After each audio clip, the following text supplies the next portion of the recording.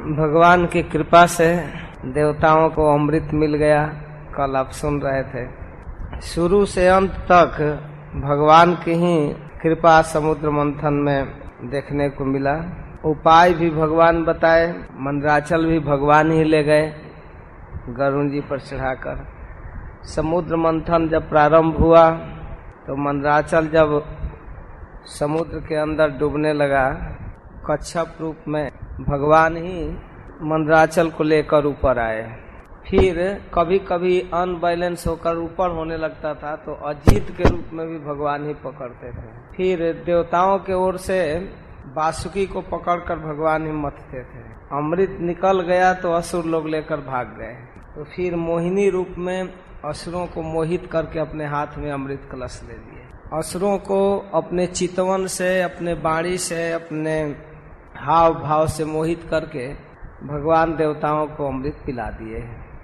दैत्यों ने देखा कि रे बाप, हमारे साथ विष्णु इतना घात किया है, देवताओं का पक्षपात करके और इस तरह से स्त्री का रूप धारण किया और हमारे हाथ का अमृत ले लिया और देवताओं को पिला दिया।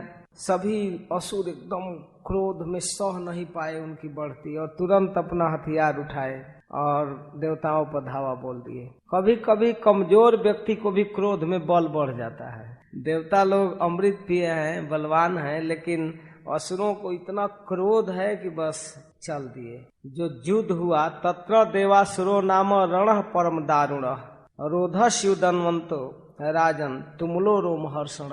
हे राजन, हे परीक्षित, क्षीर सागर के तट पर बड़ा ही रोमांचकारी युद्ध हुआ, बड़ा भयंकर युद्ध हुआ। देवता और दैत्यों के बीच घमासान लड़ाई हुई। देवता और असुरों के बीच जो युद्ध हुआ है समुद्र मंथन के बाद, उसको देवासुर संग्राम कर। सब परस्पर क्रोध में भरे हुए थे। युद्ध के लिए नगाड़े, शंख, तुरही, बाजे, जो भी उत्साहवर्धक बाजा है सब बजाए। कोई कोई हाथी पर चढ़े थे, कोई घोड़ा पर, कोई रथ पर, कोई ऊंट पर, कोई गदहा पर भी चढ़े थे, कोई गिद्ध पर, कोई कंक, बकुल, बाज और पाज आदि पक्षियों पर। उड़ने वाले पक्षियों को भी सवारी बनाए थे, पानी में रहने वाले भी। तिमिंगल, मक्ष, सरब, भैंसे, गैंडे, बैल, नीलगाय, जंगली सांड, यहाँ तक कि सियार, चूहे, गिरगिट, खरहों पर सवारी किए हुए थे। बकरे और मृग, हंस, सुअरों पर चढ़े हुए थे, कवच पहने हुए। बड़ा विचित्र असुर सेना थी। और दैत्यराज बलि दैत्यों का नेतृत्व कर रहे थे, तो उनके लिए मय दानव ने एक विमान बनाया था, बहिहायस विमान। बहिहायस विमान बनाया कि कभी दिखाई देता था, कभी दिखाई भी नहीं देता था। और अपनी इच्छा से उस पर बैठने वाला बलि महाराज जहाँ चाहते थे वहाँ जाता था। अलग से कोई ड्राइवर की जरूरत नहीं, केवल बलि महाराज की इच्छा ही उसके ड्राइवर थे। जहाँ चाहते थे वहाँ जाता था। सभी सामग्रियों से युक्त था, सब चीज, युद्ध के सारे अस्त्र रखे हुए थे उस पर। उस श्रेष्ठ विमान पर बैठकर असुर सेनाध्यक्ष राजा बलि जब इंद्र के सामने आए और उनके साथ बड़े सेनापति, बड़े अतिरथी भी साथ थे। सेनापतियों का नाम दे रहे हैं सुखदेव गोस्वामी। नमुची, संबर, बाण, विप्रचिति, अयोमुख, दिर्मुधा, काल, नाभ, प्रहेति, हेति, इलवल, शकुनी, भूत संताप, वज्रदंश, विरोचन, हैग्रीव, शंकुशिरा, कपिल, मेघदुंदुभी, तारक, चक्राश, शुंभ, निशुंभ, जम्भ, उत्कल, अरिष्ट, अरिष्ट नेमि, त्रिपुराधिपति, मय, पौलोम, काले और निवात कवच। बहुत से असुर सेनापति थे। सबके सब समुद्र मंथन में शामिल हुए थे। अमृत मंथन के लिए प्रयास किए, लेकिन बेचारों को केवल क्लेश हाथ लगा, परिश्रम। अब सब मदोन्मत्त होकर सब क्रोध में थे। चले इधर देवराज इंद्र अपने ऐरावत पर चढ़कर, वो भी कम अहंकार में नहीं थे, अमृत पिए थे। दोनों सेनाएं एकदम आमने सामने खड़ी हो गई। अब एक दूसरे को ललकारते हुए अपने प्रतिद्वंदी के साथ भिड़ गए। बलि इंद्र से भिड़ गए और स्वामी कार्तिकेय भगवान शिव के पुत्र तारकासुर से, वरुण जी हेति से, मित्र प्रहेति से, जमराज कालनाभ से, और विश्वकर्मा मय से, संबरासुर त्वष्टा से, सविता विरोचन से लड़ने लगे। नमुची अपराजित से, अश्विनी कुमार विश्वपर्वा से और सूर्यदेव बलि के बाण आदि 100 पुत्रों के साथ अकेले युद्ध कर रहे थे। राहु के साथ चंद्रमा, पुलोमा के साथ वायु, भद्रकाली देवी निशुंभ और शुंभ पर झपट पड़ी। और जंभासुर से महादेव जी, महिषासुर से अग्निदेव और बतापी और इलवल से ब्रह्मा के पुत्र मरीचि आदि ऋषि भी देवताओं की तरफ से लड़ रहे थे। दुर्मर्ष से कामदेव, उत्कल से मातृगण और शुक्राचार्य बृहस्पति जी के साथ, और नरकासुर से शनैश्वर। अद्भुत युद्ध प्रारंभ हुआ, एक दूसरे को मारने के लिए एकदम तैयार। क्रोध में तीखे बाण, तलवार, भाला, बर्छी, चक्र, गदा, रिष्टि, पटिश, उल्मुख, प्रास, फरसा, तरह तरह के हथियार का प्रयोग हो रहा है। ऐसा युद्ध होने लगा कि जब युद्ध में सिर कट कट कर रणभूमि में गिरने लगा, अद्भुत रणभूमि लग रहा था, बड़ा सुंदर लग रहा था। कहीं सिर कटा है तो कहीं बाजूबंद बना हुआ भुजाएं कटी हैं खूब सुंदर, और कहीं कहीं जंघा गिरा हुआ है एकदम कट कर। रथ टूटा हुआ है, रथ का ध्वजा, पताका, धनुष, कवच सब टुकड़े टुकड़े होकर गिर रहे हैं। और इतने तेज चलते थे कि एकदम रणभूमि कांप रही थी, पृथ्वी में भूकंप आ रहा था। उस समय रणभूमि में ऐसी प्रचंड धूल उड़ी, जब दौड़ रहे थे एक दूसरे में तो लगा कि सूर्य को ढक लिया। और थोड़ी ही देर में चारों तरफ धूल, पहले तो दौड़े सारे सब लोग अपने अपने सवारी लेकर, तो पृथ्वी पर में धूल उड़ने लगा। और कुछ ही देर के बाद जब खून गिरने लगा तो पृथ्वी सन गई और खून की धारा बहने लगी, कहीं अब धूल का नामो निशान नहीं रहा। और उस युद्ध में एकदम कुंडल से युक्त, मुकुट से युक्त सिर गिरा हुआ था, और ऐसे असुरों का सिर गिरा हुआ था। सुखदेव गोस्वामी कहते हैं जब कुंडल से और मुकुट से युक्त सिर गिरा हुआ था, लेकिन उसकी आंखें धड़ से अलग है, फिर भी क्रोध में दिखाई दे रहा था। किसी किसी की दांत से ओठ दबा हुआ था, सिर कटा हुआ है लेकिन एकदम क्रोध में, एकदम बेचारे अभी क्रोध में थे तब तक सिर कट गया, तो उसी स्थिति में दिखाई दे रहा था। इस प्रकार रणभूमि बड़ा भीषण दिख रहा था। तो इस प्रकार राजा बलि ने 10 बाण इंद्र पर, 3 उनके वाहन ऐरावत पर और 4 ऐरावत के चारों चरणों के रक्षक पर, 1 महावत पर, इस प्रकार कुल 18 बाण छोड़े। इंद्र जब देखे कि ये बाण छोड़ रहा है, बड़ी फुर्ती से ही उतने ही तीखे भल नामक बाणों से 18 बाण छोड़ करके उनके आते हुए बाणों को काट दिए हंसते हुए। इंद्र की प्रशंसा होने लगी, सब लोग कहे वाह वाह कमाल इंद्र। लेकिन बलि चिढ़ गए, उन्होंने एक बहुत बड़ी शक्ति, एकदम आग उगलता हुआ शक्ति छोड़ा, हाथ में लिए छोड़ने के लिए, तब तक इंद्र ने उसको भी काट दिया। इसके बाद बलि ने एक पीछे से फिर शूल, प्रास, तोमर कई शक्ति उठाते थे और इंद्र खेल खेल में काट देते थे। तब इंद्र की फुर्ती से घबरा कर बलि महाराज अंतर्हित हो गए, छिप गए, अपना रथ छिपा लिए और अपनी आसुरी माया का संचार किए।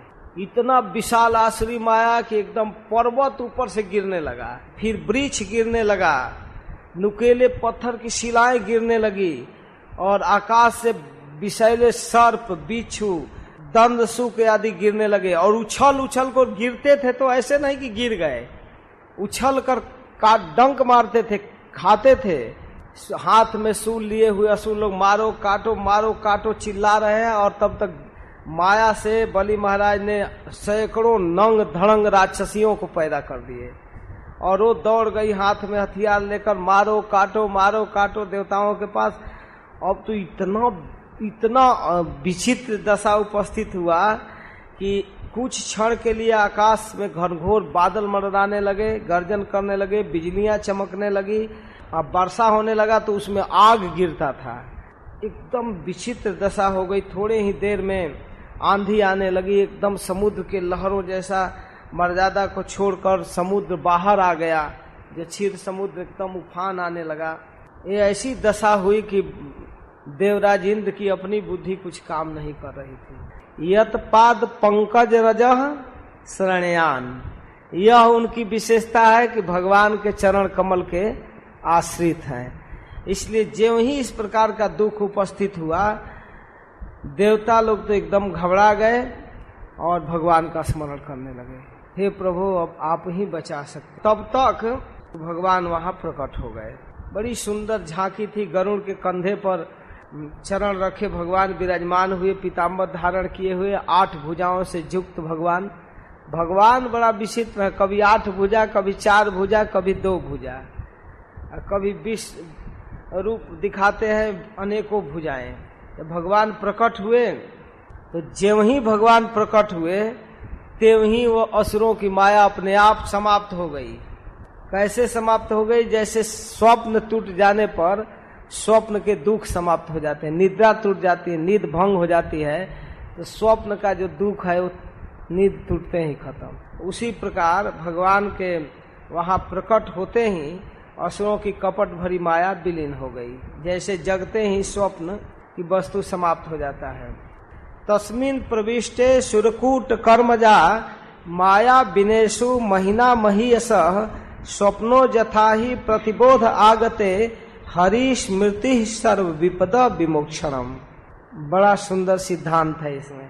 तस्मिन् प्रविष्टे सुरकूट कर्मजा, वहां जब भगवान प्रवेश किए, तस्मिन् उस समर में देवासुर संग्राम के बीच में जब भगवान आए तो माया विनेशु महीना महीयस, भगवान के प्रकट होते ही माया जो असुरों की है वो विनाश हो गया।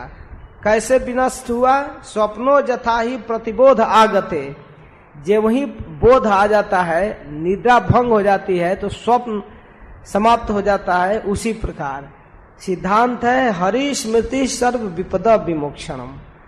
भगवान श्री हरि का स्मरण सभी प्रकार के विपत्तियों का समूल नाश कर देता है।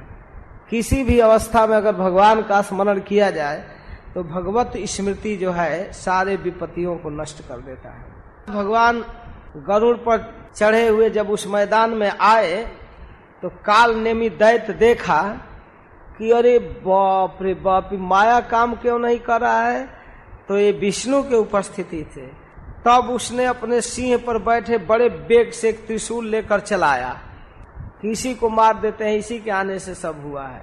और तब तक गरुड़ जी के सिर पर अब लगने ही वाला था, तब तक भगवान उसे पकड़ लिए और उसी त्रिशूल से काल नेमी को मार डाले।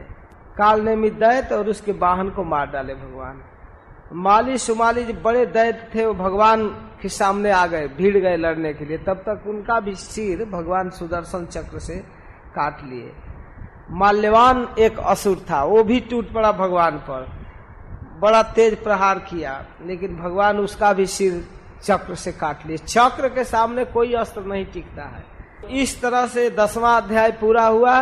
फिर भी सुखदेव गोस्वामी अभी 11 अध्याय में 11वां अध्याय में वर्णन कर रहे हैं। इस प्रकार भगवान की कृपा से देवताओं का घबराहट जो था दूर हो गया।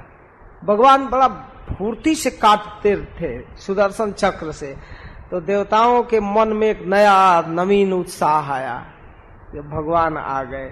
फिर अपनी शक्ति बटोर कर अपना उत्साह संजो कर चले और इंद्र ने बलि से लड़ते लड़ते अपना क्रोध करके वज्र उठाए, और ज्यों ही इंद्र अपने हाथ में वज्र उठाए बलि को मारने के लिए, त्यों ही देखने वालों को के अंदर हाहाकार मच गया कि अरे आज तो बलि को मार डालेंगे।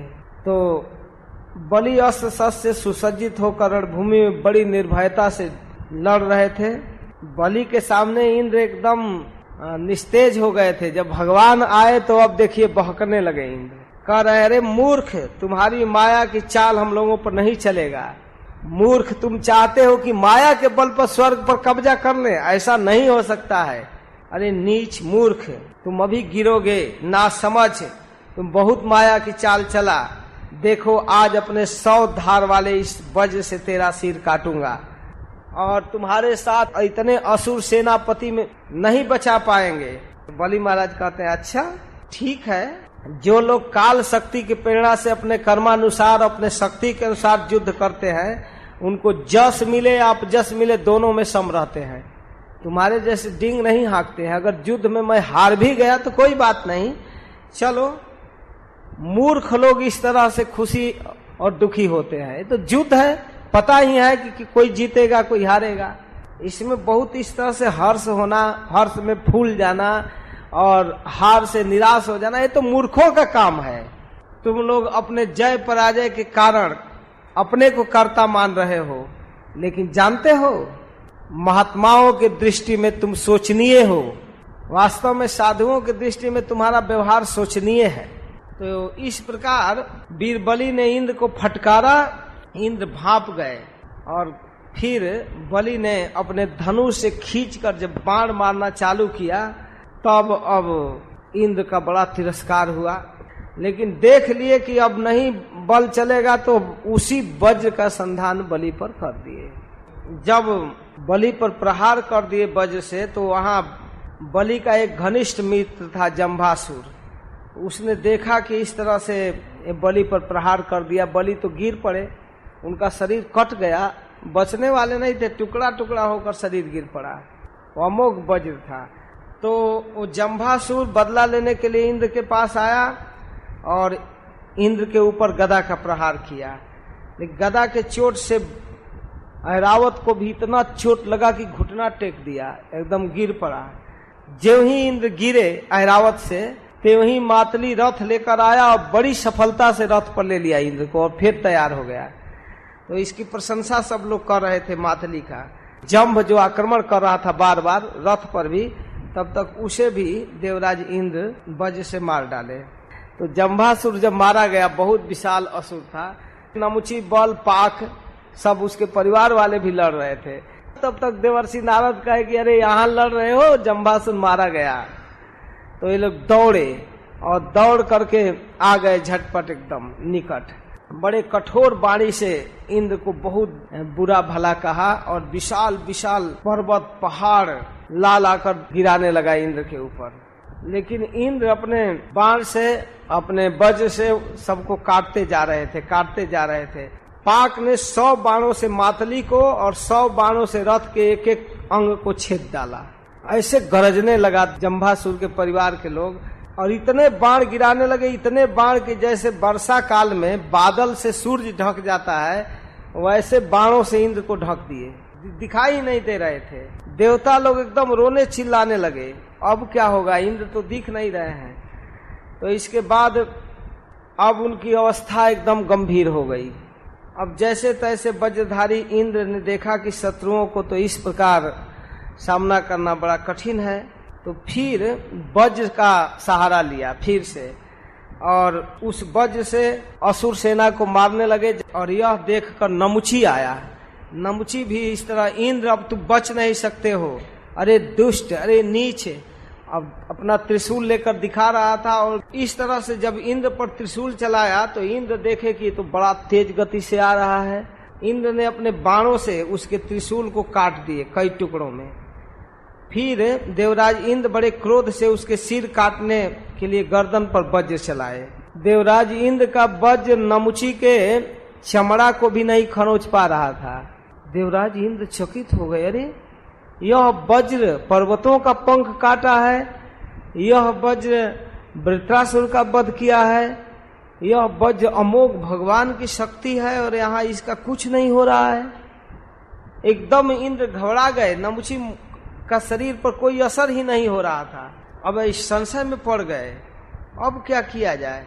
तब तक आकाशवाणी हुआ, यह दानव न तो सूखी वस्तु से मारा जा सकता है न गीला वस्तु से, इसे वर दे चुका हूँ, सूखी और गीली वस्तु से इसकी मृत्यु नहीं होगी। इसलिए हे देवेंद्र, देवराज इंद्र, इस शत्रु को मारने का कोई दूसरा उपाय सोचो, वज्र से नहीं मरेगा। जब इस तरह की आकाशवाणी हुई तो इंद्र सोचने लगे, अरे ये नहीं मरेगा, तब तो बड़ा संकट उपस्थित हो गया। तो अब देख रहे थे कि कैसे मरेगा कैसे। तब तक समुद्र का फेन था, वहीं समुद्र के तट पर, क्षीर सागर के तट पर युद्ध हो रहा है। तो फेन को विचार किए कि ये फेन न सूखा है न पूरा पूरा गीला है, ऊपर आकर तट पर लग जाता है। तो उस फेन को उठाए और नमुची के ऊपर फेंके, बस नमुची गिर गया, धड़ाम से गिर कर उसकी मृत्यु हो गई। उस समय बड़े बड़े ऋषि मुनि भगवान इंद्र पर पुष्पों की वर्षा करने लगे। सब गंधर्व विश्वावसु आदि आकर स्तुति कर रहे थे। इस प्रकार लगभग अब युद्ध समाप्त की स्थिति में आ गई। बड़े असुर लोग बहुत मारे गए। सभी देवता अपने हाथ में हथियार लिए बड़े खुश थे विपक्षियों को मारने से। इधर ब्रह्मा जी देखे कि ये युद्ध रुक नहीं रहा है, फिर भी ये लोग मारते जा रहे हैं, असुर कमजोर हैं। तब तक देवर्षि नारद को भेजे ब्रह्मा जी। नारद जी आकर देवराज इंद्र को रोक दिए। तब असुरों के पास गए और कहे तुम लोग इस तरह से बस अपना जान बचाकर भाग रहे हो, जो बलि का सिर कटा हुआ है, शरीर यहाँ रणभूमि में पड़ा हुआ है, उसको उठाओ और बटोर करके ले चलो शुक्राचार्य के पास, संजीवनी विद्या से वो जीवित कर देंगे। देवर्षि नारद जी के बात मानकर असुर लोग बलि महाराज के शरीर जो कटा हुआ था उसको बटोर लिए और ले करके चले। जहाँ शुक्राचार्य जी रहते थे वहां गए और शुक्राचार्य जी संजीवनी विद्या से बलि को जीवित कर दिए। बलि महाराज बहुत प्रसन्न हुए। जब जीवित हो गए तो शुक्राचार्य जी का इतना ऋणी हुए कि अब पूछिए मत। हार गए थे युद्ध, लेकिन चिंता नहीं हुई, जीवित हो गए। इसके बाद शुक्राचार्य जी की कृपा से बलि महाराज ठीक हो गए तो बहुत प्रसन्न हुए और शुक्राचार्य जी की सहायता से यज्ञ किए, विश्वजीत यज्ञ। सुखदेव गोस्वामी दूसरी घटना का वर्णन करना चाहते हैं। भगवान शिव जब सुने कि भगवान मोहिनी रूप धारण करके आए थे और असुरों को मोहित करके देवताओं को अमृत पिलाए, तो इनके मन में बड़ा कौतूहल हुआ। ये अपने बैल पर सवार होकर नंदी पर और पार्वती जी के साथ अपने भूत गणों के साथ भगवान के पास पहुंचे। भगवान देखे कि गौरी शंकर सामने आए हैं, पार्वती और शिव, तो उनका स्वागत किए। कैसे पधारे महादेव। तो शिव जी मुस्कुराते हुए कहने लगे कि प्रभु, हे मेरे आराध्य देव, आप विश्वव्यापी जगदीश्वर हैं, चर अचर सारे जीवों के, सारे जगत के आप ही मूल कारण हैं। प्रभु, कल्याणकारी महात्मा लोग संसार की सभी आसक्ति को छोड़कर आपका भजन करते हैं, आपके चरण कमलों की आराधना करते हैं। आप अमृत स्वरूप हैं, इस सृष्टि के मूल कारण आप हैं। आप ही सृष्टि करता, पालन करता और संहार करता है। प्रकृति के गुणों को स्वीकार करते हैं। प्रभु, खूब भगवान की प्रशंसा किए शिव जी, खूब भूमिका बनाए। भूमिका बनाते बनाते कहते हैं कि प्रभु, अवतारा मया दृष्टा रममाणस्य ते गुणई सोहम तद द्रष्टुमिच्छामि जत्ते जोषित बपुधृतम। हे प्रभु, आप जब भी अपनी लीला से इस प्राकृत जगत में अवतार लेते हैं, जो भी अवतार लेते हैं, वो सभी अवतारों का मैं दर्शन करता हूँ। राम रूप में आते हैं, कृष्ण रूप में आते हैं, उन सभी अवतारों का मैं दर्शन करता हूँ। अब मैं आपके उस अवतार का दर्शन करना चाहता हूँ जिस अवतार से स्त्री रूप धारण करके आपने देवताओं को अमृत पिलाया। जेन सम्मोहिता दैत्या, जिस रूप से दैत्यों को आपने मोहित किया। आप पाइता शामृतम शुरा, और देवताओं को अमृत पिलाया।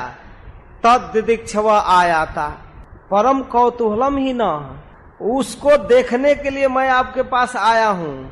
आज एक विशेष प्रयोजन है प्रभु कि मैं आपका मोहिनी रूप देखने के लिए आया हूँ। वो मोहिनी रूप की विशेषता क्या है कि उस रूप से आपने असुरों को मोहित किया और देवताओं को अमृत पिलाया। बड़ा मेरे मन में कौतूहल है कि आप ऐसा रूप धारण किए जिसका मैं दर्शन ही नहीं कर पाया। प्रभु, आप कृपा करके दिखाइए। तो सुखदेव गोस्वामी कहते हैं, जब शिव जी ऐसा प्रार्थना किए तो भगवान बड़ा गंभीर भाव में हंस कर शिव जी से बोलने लगे। कौतूहलाय दैत्यानाम जोषित वेशो मया कृत पश्यता सूर्य कार्याणी गते पीयूष भाजने। अरे, तो देवताओं का काम बनाने के लिए, असुरों की मति को अपने ओर खींचने के लिए मैंने एक स्पेशल इमरजेंसी रूप धारण कर लिया। अरे नहीं प्रभु, देखना चाहता हूँ, आप कृपा कीजिए। अब शिव जी इतना आग्रह करने लगे, भगवान स्वीकार कर लिए। तत्ते हम दर्शयिष्यामि, जरूर दिखाऊंगा, लेकिन कामिनाम बहुमंतव्य, कामी लोग इस रूप को बहुत महत्व देते हैं, आप जैसा व्यक्ति नहीं। संकल्प प्रबोधयम, यह काम को बढ़ाने वाला है, काम भाव को उत्तेजित करने वाला रूप है। इतना कहकर भगवान अंतर्हित हो गए। तो शिव जी अपने गणों के साथ अब चलने के लिए तैयार हुए। तब तक एक बहुत सुंदर उपवन दिखाई दिया, बहुत सुंदर बागीचा। सामने दृष्टि पड़ी, बड़ा सुंदर उपवन था, उसमें भांति भांति के वृक्ष लगे हुए थे, बहुत सुंदर पुष्प खिले हुए थे। उसी बागीचे में एक युवती गेंद खेलते हुए आ रही है, सुंदर साड़ी पहनी हुई, कमर में करधनी पहनी हुई, गेंद उछालते हुए लपक कर उसको पकड़ना चाहती है, और गेंद ऐसे धरती पर गिरता है, गिर कर पड़क जाता है, तो उसको पकड़ना चाहती है, और पकड़ने के लिए जब चलती है तो उसके साड़ी के हटने से स्तन दिखाई देता है, बड़ा सुंदर लगता है, हार हिल रहा है, स्तन हिल रहा है, और उसके पतली कमर के भार से लगता है कि गेंद पकड़ने में कमर टूट जाएगा।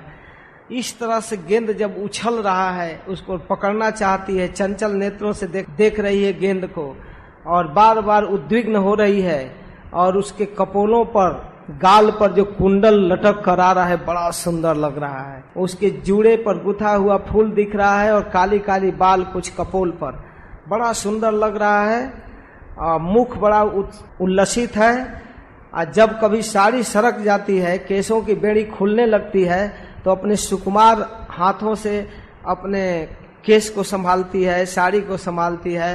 तब तक शिव जी दिखाई देते हैं तो संकोच में हो जाती है, अपने घूंघट से अपने को छिपाना चाहती है। तब तक शिव जी के तरफ से तिरछी चितवन करके मुस्कुरा देती है। अब जब शिव जी पर मुस्कुराता हुआ तिरछी चितवन का बाण लगा, तो भगवान शिव का मन तो उनके हाथ से निकल गया। भगवान शिव का मन एकदम उनके हाथ से निकल गया। उस रूप को, उस युवती को देखने में इतना तन्मय हो गए, उनका चितवन एकदम रस में भर गया, और इतने विह्वल हो गए कि अपने आप की सुधि नहीं रही। यह भी ध्यान नहीं रहा कि साथ में पार्वती जी है और गण है, बस उस ज्योति को पकड़ने के लिए चल दिए। और गेंद उछाल रही थी, खेल रही थी, तब तक शिव जी एकदम तेज गति से दौड़ते हुए उसके तरफ आ रहे हैं। और जब शिव जी को देखती है तो भागने की कोशिश करती है, भाग रही है, अपने साड़ी को संभाल रही है, इधर उधर भागने का कोशिश करती है। और शिव जी उसके पीछे जब दौड़ने लगे, एक एक अंग इतना सुंदर लग रहा है, जहां शिव जी का दृष्टि पड़ता है वहीं उनकी आंख गड़ जाती है। अब इस तरह से मन उस ज्योति में आकृष्ट हो गया कि एकदम आसक्त हो गए। उसने शंकर जी के विवेक छीन लिया। अब भागने में, गेंद के साथ खेलने में पहले ही उसकी साड़ी खुल गई थी। एकदम अर्धनग्न होकर वह ज्योति पेड़ के ओट में, कभी इस पेड़ के ओट में, कभी उस पेड़ में भाग रही है। शिव जी पीछे दौड़ रहे हैं, अपने को छिपाने की कोशिश करती है, और पेड़ के आड़ में छिपकर शिव जी को देखकर हंस देती है, और ठहरती नहीं, फिर भागती है, फिर पकड़ना चाहते हैं। काम बस होकर शिव जी ऐसे भाग रहे थे जैसे कामातुर हाथी हथिनी के पीछे दौड़ता है। उन्होंने अत्यंत वेग से पीछा करते हुए जूड़ा पकड़ लिया, पीछे से उसके जूड़े को पकड़ लिए और दोनों भुजाओं से भर लिए, पकड़ लिए और आलिंगन करने लगे। पकड़े और इधर से खिसक कर छुड़ाने की चेष्टा कर रही है, तब तक छीना छपटी में उसका केस जूड़ा जो खुल जाता है, बाल बिखर जाता है। वास्तव में सुंदरी भगवान की अद्भुत रूप शंकर जी के भुजपास से अपने को छुड़ा लिया और बड़े वेग से सरक कर भागी। भागने लगी तो पीछे से दौड़ रहे हैं एकदम मदोन्मत्त हाथी की तरह, लेकिन भगवान शिव का अमोघ वीर्य स्खलित होने लगा। सुखदेव गोस्वामी कहते हैं कि जहां जहां जिस स्थान पर भगवान शिव का वो अमोघ वीर्य गिरा, वहां सोने चांदी की खाने बन गई। इसके बाद कुछ ही देर के बाद भगवान शिव को होश आया। तो जब शिव जी को होश आया तो ग्लानि नहीं कर रहे हैं, तुरंत ही शिव जी अपने उस दुखद प्रसंग से अलग हो गए। भगवान देखे कि शिव जी को अपने स्थिति पर संकोच नहीं है, न लज्जा है, भगवान पुरुष रूप में प्रकट हो गए। उस मोहिनी रूप को छोड़कर चतुर्भुज रूप में आ गए और कहने लगे, देव शिरोमणे, बड़े आनंद की बात है कि आपने तुरंत समझ लिया। भला आपके अतिरिक्त और ऐसा कौन पुरुष है जो इस स्थिति में अपने को संभाल ले और समझ जाए कि ये मेरी माया है। यद्यपि मेरी यह गुणमयी माया बड़े बड़े लोगों को मोहित कर देती है, अब आपको कभी मोहित नहीं करेगी। भगवान शिव जी का सत्कार किए और भगवान शिव उनकी परिक्रमा किए और अपने गणों के साथ कैलाश पर चले गए। भगवान शंकर ने बड़े बड़े ऋषियों की सभा में अपनी पराजय और भगवान की उस विजय गाथा को गाते फिरते हैं। भगवान शिव पार्वती से भी कहते हैं, देवी तुमने परम पुरुष परमेश्वर भगवान की माया देखी, अपने आंखों से देख ली ना। देखो वो समस्त कला कौशल विद्या आदि के स्वामी हैं, इसलिए प्रभु की आराधना करनी चाहिए। उनके हृदय में कोई क्षोभ नहीं है, क्योंकि वो अपने प्रभु के द्वारा हारे हैं और किसी के द्वारा नहीं, इसलिए खुश हैं। सुखदेव गोस्वामी कहते हैं कि मैंने विष्णु भगवान की ऐश्वर्यपूर्ण लीला को सुनाया, जिसमें समुद्र मंथन के समय भगवान अपने पीठ पर मंदराचल धारण किया कच्छप रूप में। जो पुरुष बार बार इसका कीर्तन करता है, श्रवण करता है, बार बार इसको पढ़ता है, उसका उद्योग कभी भी निष्फल नहीं होता, क्योंकि पवित्र कीर्ति भगवान के गुण और लीलाओं का गान संसार के समस्त क्लेश और परिश्रम को मिटा देने वाला है। भगवान के गुणों का स्मरण करते हुए सुखदेव गोस्वामी इस प्रसंग को पूरा करते हैं। असद विषयमंग्रिम भावगम्यम प्रपन्नान अमृतम अमर बरजा नाशयत सिंधु मध्यम कपट जीवति बेशो मोहयन्य सुरारिम तममहम उपसितानाम काम पूरम नतोस्मि। सुखदेव गोस्वामी मोहिनी को प्रणाम करते हैं और कहते हैं कि दुष्ट पुरुषों को भगवान के चरण कमलों की प्राप्ति कभी नहीं होती, वे तो भक्ति भाव से युक्त पुरुषों को ही प्राप्त होता है भगवान का रूप। इसी से इन्होंने स्त्री का माया रूप धारण करके दैत्यों को मोहित किया और अपने चरण कमलों के शरणागत देवताओं को समुद्र मंथन से निकले हुए अमृत पिलाया। केवल उन्हीं की बात नहीं, चाहे जो भी भगवान के चरणों का शरण ग्रहण करे उनकी समस्त कामनाओं को पूर्ण कर देते हैं हमारे प्रभु। मैं उन प्रभु के चरण कमलों को नमस्कार करता हूँ, नतोस्मि। अब फिर आगे के मनवंतर की कथा कहते हैं कि अब 7वां मनवंतर चल रहा है, जो वर्तमान मनवंतर है। इस समय विवस्वान के पुत्र श्राद्ध देव, जिनको वैवस्वत कहते हैं, वो मनु है वर्तमान मनवंतर में। मनु महाराज ऐसे तो 10 महत्वपूर्ण पुत्र उत्पन्न किए थे, लेकिन 10 के अलावा भी इनके और पुत्र हैं। 10 पुत्रों में इक्ष्वाकु, नभग, धृष्ट, शर्याति, नरिष्यंत और नाभाग, दिष्ट, करुष, पृषद और वसुमान। विवस्वान के 10 पुत्र हुए और 9वां स्कंध में इन्हीं सूर्य पुत्रों की कथा प्रारंभ की जाएगी। सूर्य वंश, सूर्य पुत्र के वंश से पृथ्वी भरेगी और इसमें भगवान श्री राम का भी अवतार का वर्णन आएगा। और इस मनवंतर में आदित्य, वसु, रुद्र, विश्वदेव, मरुदगण, अश्विनी कुमार ये देवता गण हैं और पुरंदर इंद्र है वर्तमान में। इंद्र का नाम है पुरंदर। और ऋषियों में जो सप्तर्षि हैं उनका भी नाम दे रहे हैं कि सप्तर्षि इस समय कौन कौन है। कश्यपो, अत्रि, वशिष्ठ, विश्वामित्रोथ, गौतम, जमदग्नि, भरद्वाज इति सप्तर्षय स्मृता। कश्यप, अत्रि, वशिष्ठ, विश्वामित्र, गौतम, जमदग्नि और भरद्वाज ये सप्तर्षि हैं। और इस मनवंतर में कश्यप की पत्नी अदिति के गर्भ से भगवान का एक अवतार हुआ है, वो है वामन, उपेंद्र। ये है मनवंतरावतार। तो इस सरकार के 6 विभाग है। मनु, मनु पुत्र, इंद्र, इंद्र के सहायक देवता, मनवंतरावतार, सप्तर्षि गण, ये 6 विभाग है। ये 7वां मनवंतर अभी चल रहा है। इसी में भगवान सूर्य के विषय में कहते हैं कि इनकी 2 पत्नी थी, संज्ञा और छाया, जो विश्वकर्मा की पुत्री थी। और इनके गर्भ से इन्होंने संज्ञा से 3 संतान प्राप्त किए, यम, यमी और एक श्राद्ध देव, और सावर्णी, शनैश्वर और तपति। और फिर बडवा नामक पत्नी थी, उनसे अश्विनी कुमार। अब 8वें मनवंतर में जो आगे मनवंतर आएगा भविष्य में, उसमें सावर्णी मनु होंगे और उनके पुत्र होंगे निर्मोक, विरजस्क, सुतपा, बिरजा और अमृत प्रभ देवगण होंगे। और देवताओं के इंद्र होंगे विरोचन पुत्र बलि। अब बलि महाराज आगे आने वाले सरकार में इंद्र बनेंगे।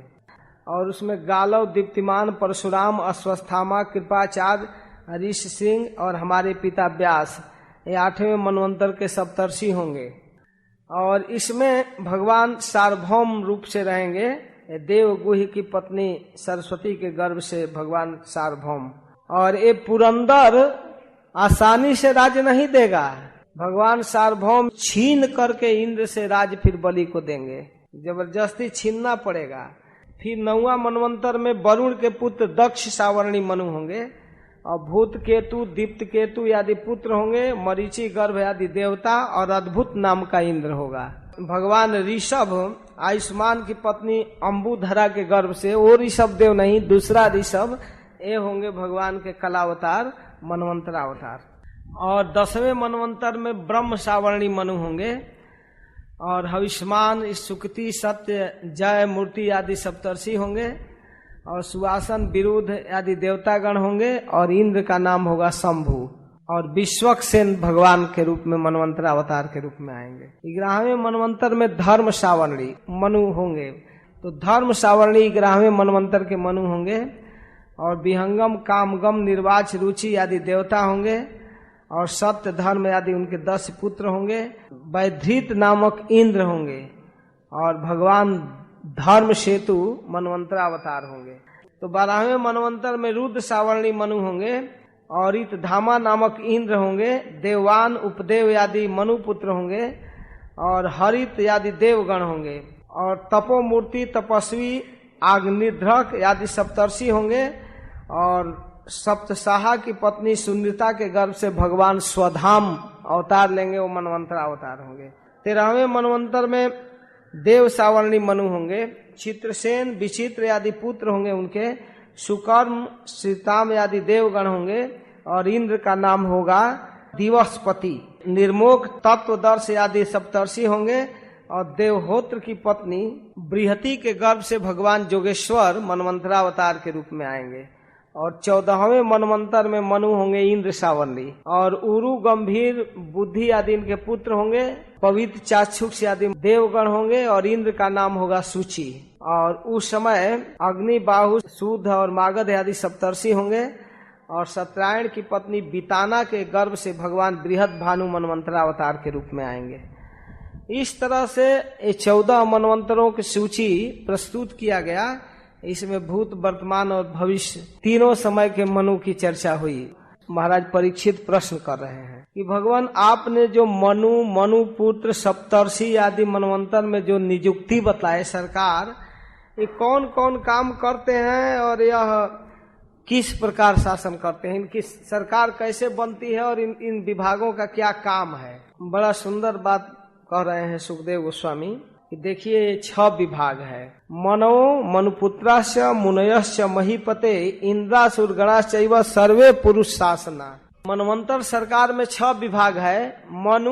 मनुपुत्र, सप्तर्षि, इंद्र, देवता और स्वयं भगवान मनवंतरावतार। ये सरकार इलेक्शन से नहीं बनती है। कैसे बनती है? सिलेक्शन से। सर्वे पुरुष शासना, ये जितने विभाग हैं वो परम पुरुष के शासन में रहते हैं, वो सिलेक्ट करते हैं। सिलेक्शन बड़ा व्यक्ति करता है, इलेक्शन छोटा व्यक्ति करता है। तो इस मनु शासन में जो मनु महाराज का पद है, आज के वर्तमान भारत सरकार के राष्ट्रपति जैसा पद है।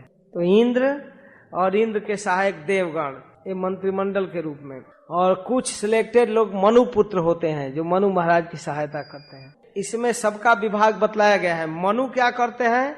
भगवत प्रेरणा से पूर्ण सावधानी पूर्वक चारों वर्णों से परिपूर्ण धर्म का अनुष्ठान, वर्णाश्रम धर्म का पालन करते हैं और कराते हैं। मनुपुत्र, इनका क्या काम है?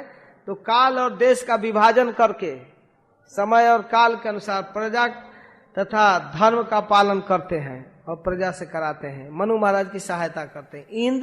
इंद्र भगवत प्रदत्त त्रिलोकी के अतुल संपत्ति का उपभोग और प्रजा का पालन करते हैं।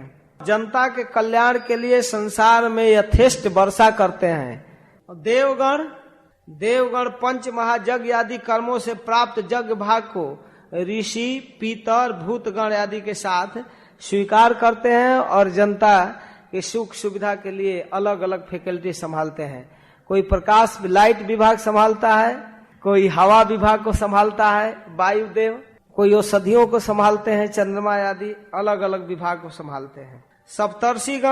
सप्तर्षिगण समय के फेर से श्रुतियां जब नष्ट प्राय हो जाती है तो तपस्या करते हैं और पुनः वेद शास्त्र को संजो कर रखते हैं और धर्म की रक्षा करते हैं, प्रीचिंग करते हैं। ऋषि लोग वेद शास्त्र का प्रचार करते हैं और मनवंतरावतार भगवान प्रत्येक मनवंतर में अवतार लेते हैं और मनु, इंद्र, मनुपुत्र, देवगण, सप्तर्षि सबकी सहायता करते हैं जिसकी जरूरत पड़ता है। तो ये सर्वाध्यक्ष हैं, सबको संभालते हैं। तो इस तरह मनवंतर सरकार की कथा पूरी हो गई।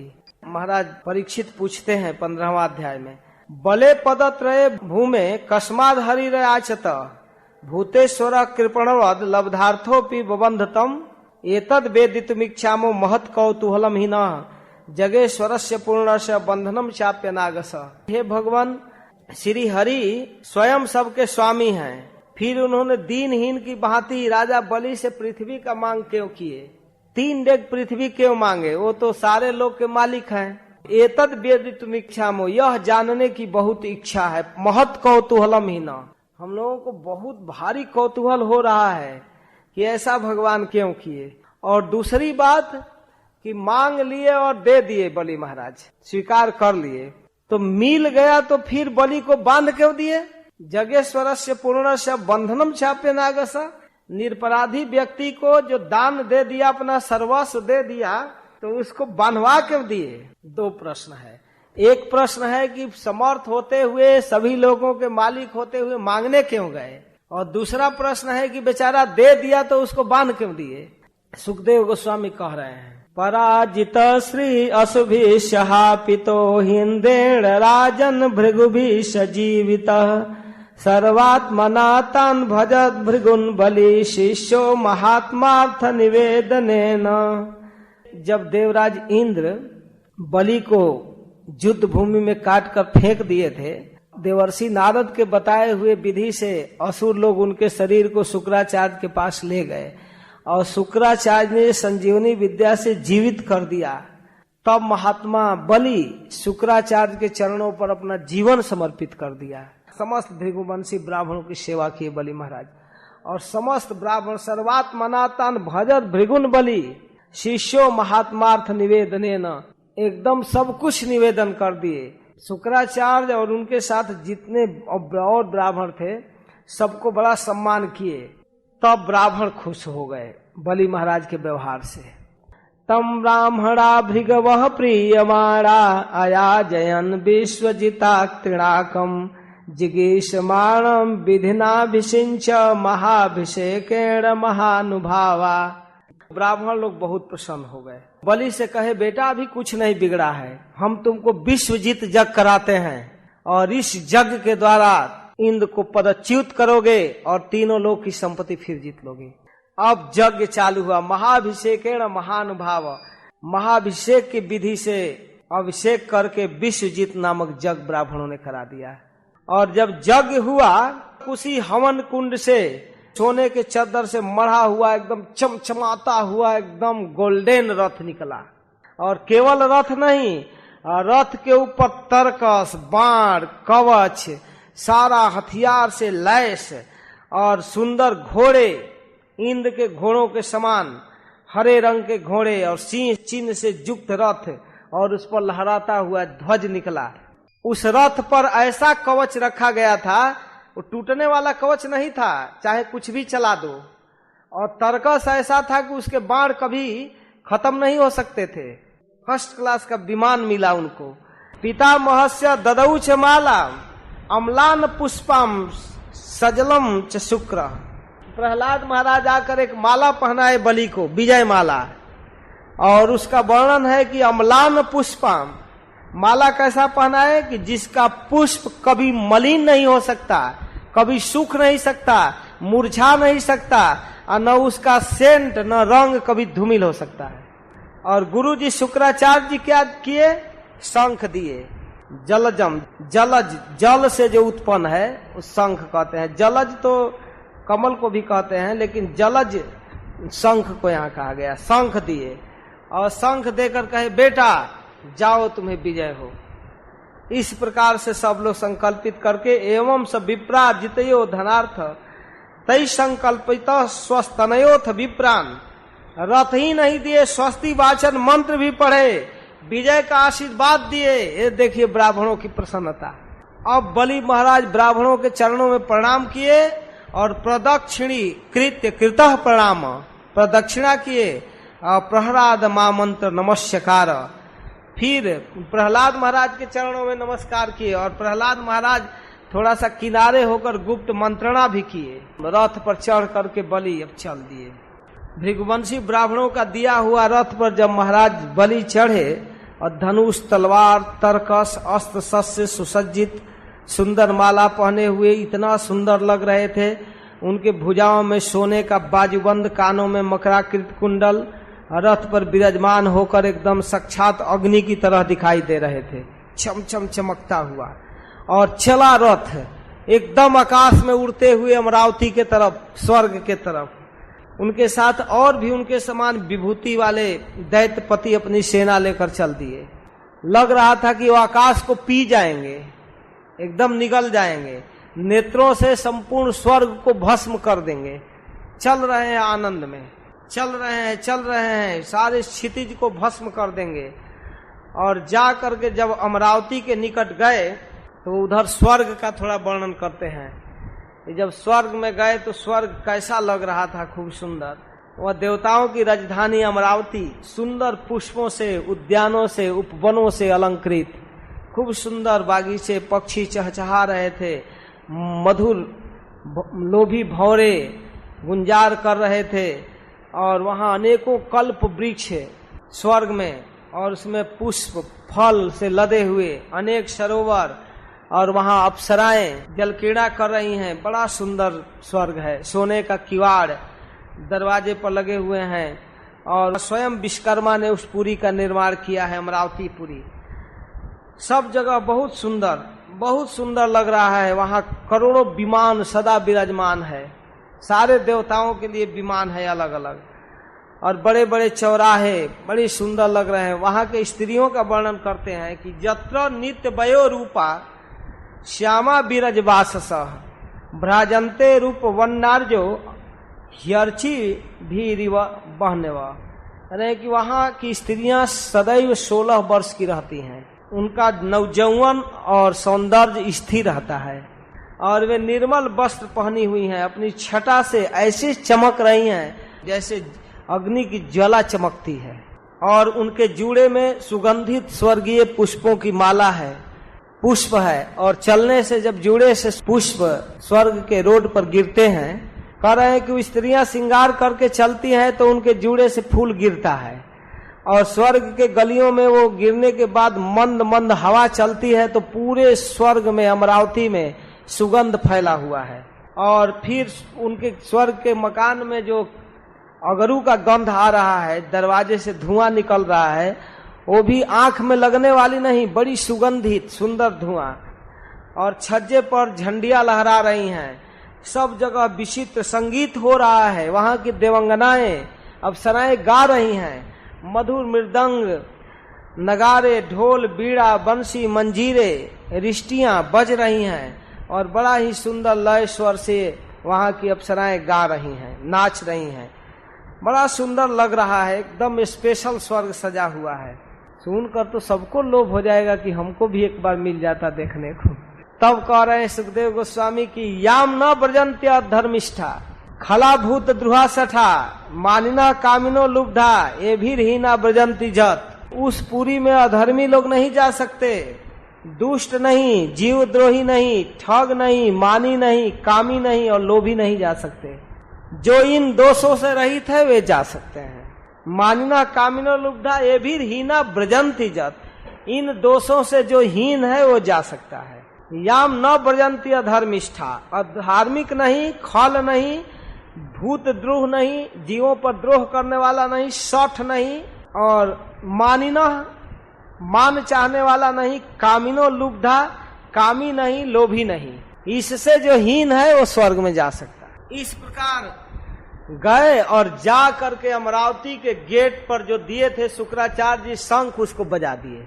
और बजाए चुनौती का शंख, जब भयंकर शंख अमरावती के गली गली में, घर घर में जब गूंजा तो इंद्र एकदम चकित हो गए। स्वर्ग की स्त्रियां कांपने लगी, एकदम भय पैदा करने वाला शंख।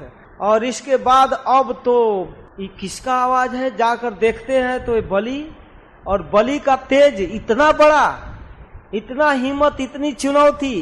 तो उस शंख नाद सुनकर ही देवराज इंद्र घबरा गए और बृहस्पति जी के पास गए। हे गुरुदेव, हमारे पुराने शत्रु बलि युद्ध की पूर्ण तैयारी करके अमरावती के गेट पर आ गया है, दरवाजे पर। उसके तेज को नहीं रोका जा सकता है। वो तो लगता है कि सारे विश्व को पी जाएगा, अपने आंखों से सारे दिशाओं को जला डालेगा, भस्म कर डालेगा।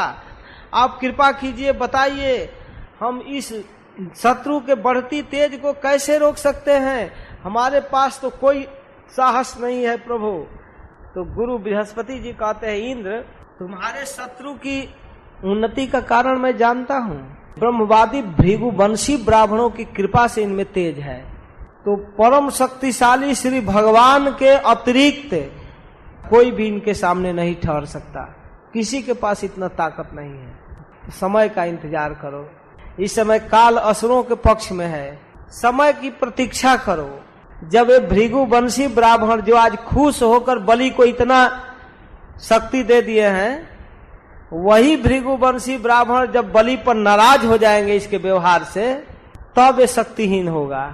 तुम लोग अपना कहीं वेश बदल कर जहां तहां छिप जाओ, जब समय आएगा तो फिर आ जाना। देवता लोग अपने गुरु महाराज की बात सुन लिए, अपना रूप बदल कर जहां तहां स्वर्ग से चले भाग। पूरा स्वर्ग का राज सिंहासन खाली, कहीं कुछ नहीं है। बलि महाराज कुछ देर तक गेट पर इंतजार करते रहे। ये लोग निकलेंगे निकलेंगे निकलेंगे, लेकिन युद्ध की तैयारी तो देवताओं के पास थी नहीं। वे सब भाग चले, बिना लड़ाई के भाग गए। तो बलि महाराज गेट खुलवाए। गेट खोलकर जब प्रवेश करते हैं स्वर्ग अमरावती में, तो कहीं कुछ नहीं, एकदम राज सिंहासन खाली है। इंद्र का सिंहासन खाली, जाकर बैठ गए। विरोचन नंदन बलि जब अमरावतीपुर का अधिकार कर लिए, तब ब्राह्मण लोग सोचे कि भाई अब कानूनतः इंद्र बनना चाहिए इसको। विश्व विजयी हो गए। तब शिष्य प्रेमी भृगुवंशियों ने अपने अनुगत शिष्य से 100 अश्वमेध यज्ञ कराने लगे। और जब यज्ञ होने लगा, चारों तरफ जस फैला बलि का। तीनों लोकों में बलि बलि बलि बलि के समान कोई है ही नहीं। ब्राह्मणों की कृपा प्राप्त है, यज्ञ कर रहे हैं, और यज्ञ में यज्ञ पुरुष का यजन कर रहे हैं। भगवान भी प्रसन्न है, ब्राह्मण भी प्रसन्न है। अब क्या चाहिए? बलि की जयकार होने लगा तीनों लोक में। इधर बलि तो इंद्र पद पर है, खुशी में आनंदित है, और उधर देवताओं की माता अदिति अपने आश्रम में बड़ी निराश है। 16वां अध्याय। वहां पर दुखी हैं देव माता।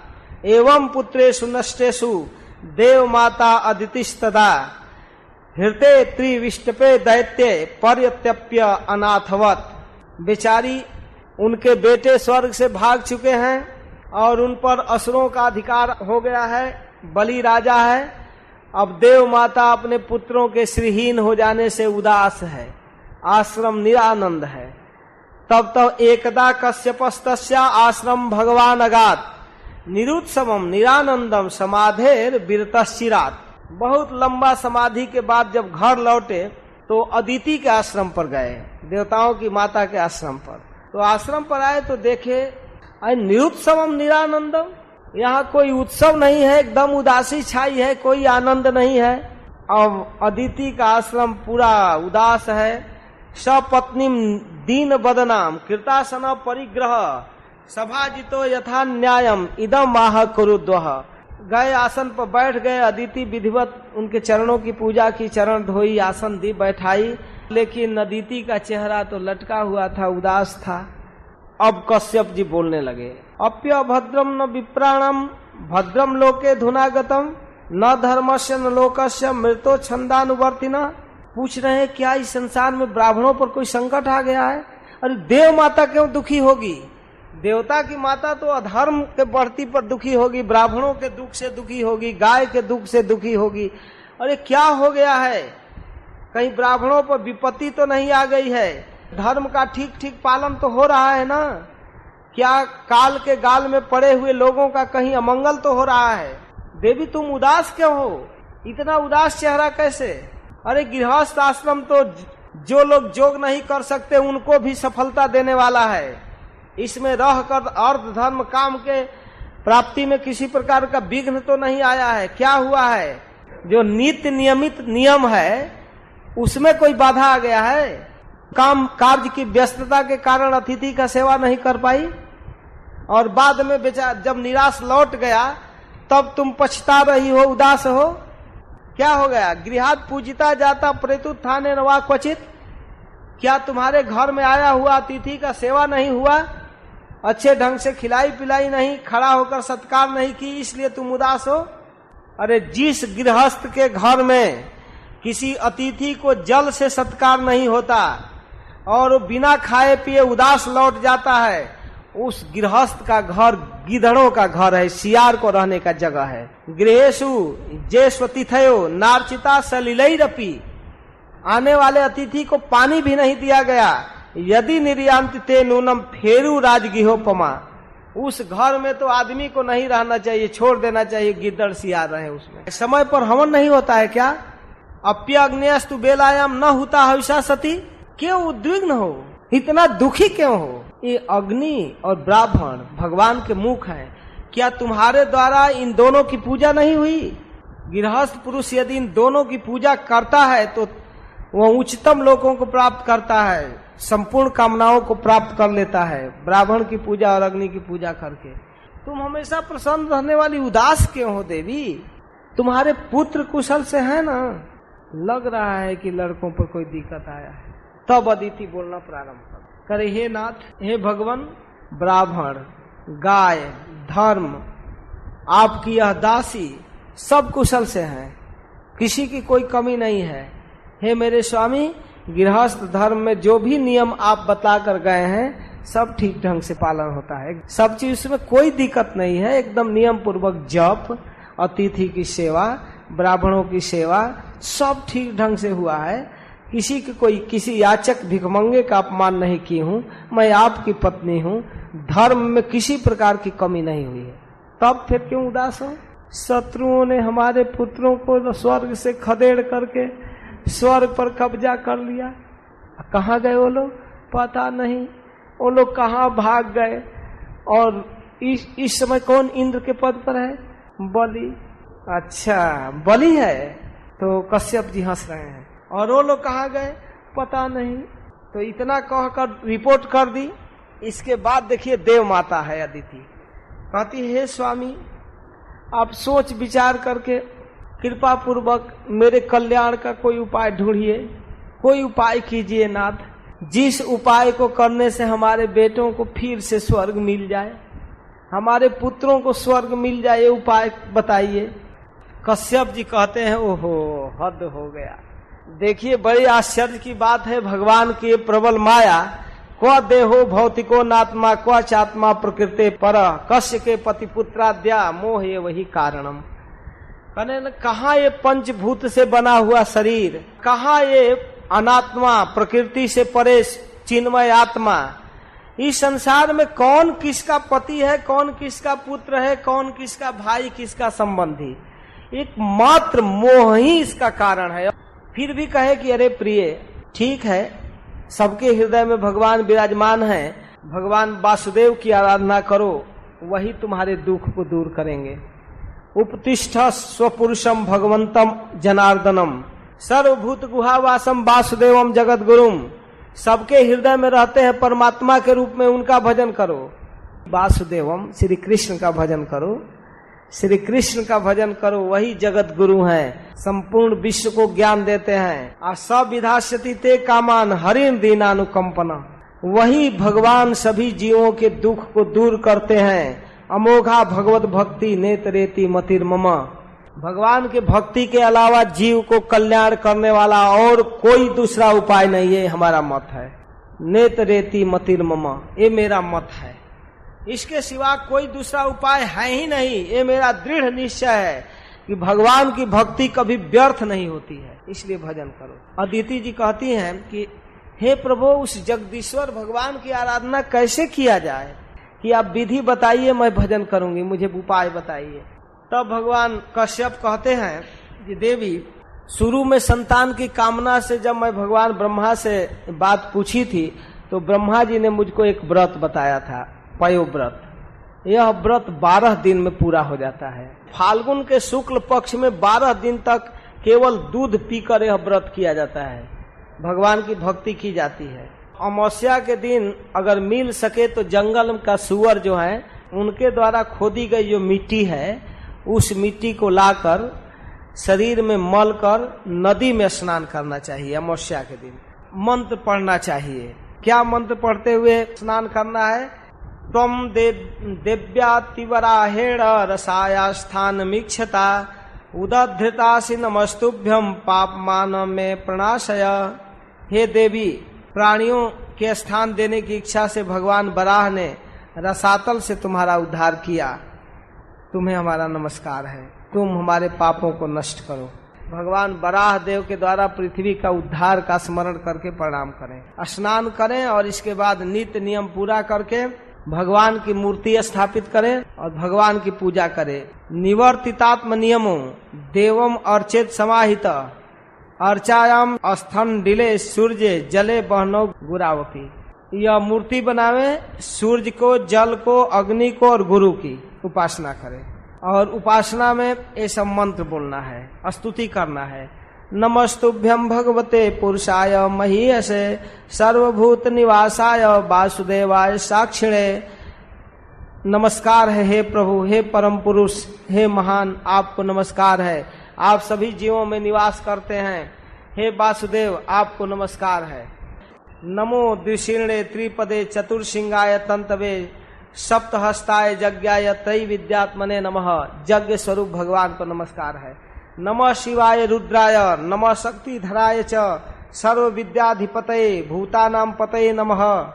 रुद्र रूप में आते हैं, शिव रूप में जगत के कल्याण करने वाले, सभी विद्या के अधिपति, भूतों के पति, आपको नमस्कार है। नमो हिरण्यगर्भाय प्राणाय जगदात्मने योगेश्वरा शरीराय नमस्ते योग हेतवे। इस प्रकार भगवान के विविध रूपों का स्मरण करते हुए नमस्कार करना है, स्तुति करना है। नमस्त आदिदेवाय साक्षीभूताय ते नमः। नारायणाय ऋषये नराय हरे नमः। नमो मरकत श्याम बपुषे धिगत श्रिये केशवाय नमस्तुभ्यं। नमस्ते पीतवाससे। हे पीताम्बरधारी केशव, आपको नमस्कार है। आपका शरीर मरकत मणि के समान सांवला है, आपको नमस्कार है। त्वं सर्ववर्धः पुंसां वरेण्य वरदर्शभ अतस्ते श्रेयसे धीरा पाद रेणु मुपासते। हे प्रभु, आप सब प्रकार के वरदान देने वालों में श्रेष्ठ हैं, जीवों के एकमात्र वर्णीय हैं। यही कारण है कि धीर पुरुष, अपना कल्याण चाहने वाला पुरुष आपके चरण रज की उपासना करता है। अतस्ते श्रेयसे धीरा पाद रेणु मुपासते। इसलिए हे देव, कल्याणकामी पुरुष आपके चरण रज की उपासना करते हैं और जिनके चरणों की सुगंध प्राप्त करने की लालसा से समस्त देवता और स्वयं लक्ष्मी सेवा करती हैं, उनको हम नमस्कार करते हैं। हे प्रिय, इन मंत्रों से भगवान की स्तुति करना चाहिए। पहले उनको आवाहन करके बुलाना चाहिए, फिर मंत्रों के द्वारा पाद्य और आचमन आदि के द्वारा श्रद्धा पूर्वक मौन लगाकर पूजा करना चाहिए। 12 दिन का व्रत है।